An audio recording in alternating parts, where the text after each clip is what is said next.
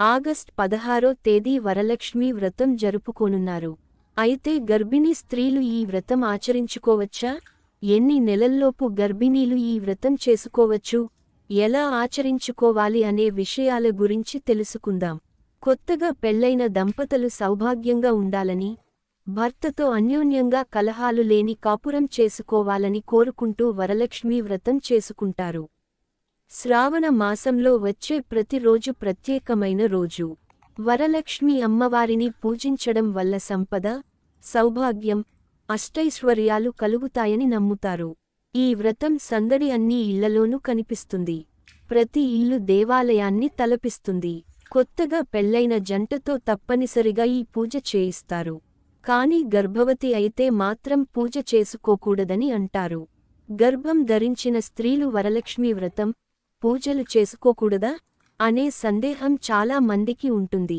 గర్భం దాల్చడం వల్ల వ్రతం చేసుకోకుండా చాలా మంది ఆగిపోతారు. కాని పండితులు మాత్రం గర్భిణీ స్త్రీలు కూడా ఈ వరలక్ష్మీ వ్రతాన్ని ఆచరించవచ్చని చెబుతున్నారు. ఆగస్ట్ 16వ తేదీన వరలక్ష్మీ వ్రతం వచ్చింది. గర్భం ధరించిన స్త్రీలు కూడా ఈ వ్రతాన్ని చేసుకోవచ్చు. అయితే 5 నెలలలోపు గర్భిణీలు మాత్రమే ఈ వ్రతం చేసుకోవాలి. 6వ నెల వస్తే మాత్రం చేసుకోకూడదు. శ్రావణ మాసంలో 5 నెలలు లోపల ఉన్న గర్భిణీ స్త్రీలు వరలక్ష్మీ వ్రతం ఆచరించవచ్చు. అలాగే కొబ్బరికాయ, గుమ్మడికాయ కొట్టకూడదు. అలాగే క్షేత్ర దర్శనం చేసుకోకపోవడం ఉత్తమం. ఈ నియమం వెనుక కారణం ఏమిటంటే, పూర్వం ఆలయాలు కొండలు, గుట్టల మీద ఉండేవి. గర్భిణీ స్త్రీలు వాటిని ఎక్కడం ఆరోగ్యానికి అంతగా మంచిది కాదు. అది మాత్రమే కాకుండా భక్తుల రద్దీ ఆలయాల్లో ఎక్కువగా ఉండటం వల్ల గర్భిణీలకు అసౌకర్యంగా ఉంటుంది. అందుకే పూజల విషయంలో కొన్ని నియమాలు విధించారు. అలాగే పూజ చేయాలంటే నేల మీద ఎక్కువసేపు కూర్చోవాలి. దీనివల్ల నడుము నొప్పి, కాళ్లు పట్టేయడం వంటి సమస్యలు ఇబ్బంది పెడతాయి. గర్భవతిగా ఉన్న మహిళ ఆరోగ్యం, శ్రేయస్సును దృష్టిలో ఉంచుకుని పూర్వం పెద్దలు ఈ నియమాలు తీసుకొచ్చారు.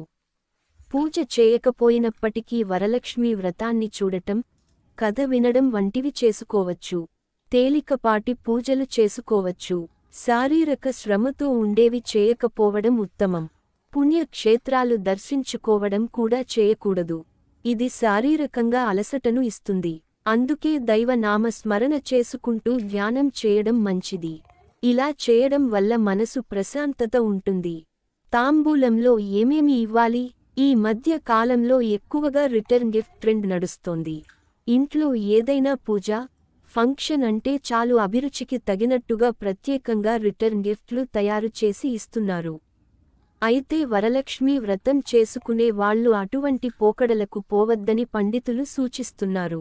పవిత్రమైన వ్రతం చేసుకుంటూ ఇటువంటి ఆధునిక పద్ధతులు అనుసరించడం మంచిది కాదని చెబుతున్నారు. తాంబూలం ఇవ్వడం అనేది ఒక దైవిక ఆశీర్వాదం కోరుతూ చేసే పని. అందుకే తాంబూలం సరైన పద్ధతిలో ఇవ్వాలని సూచిస్తున్నారు.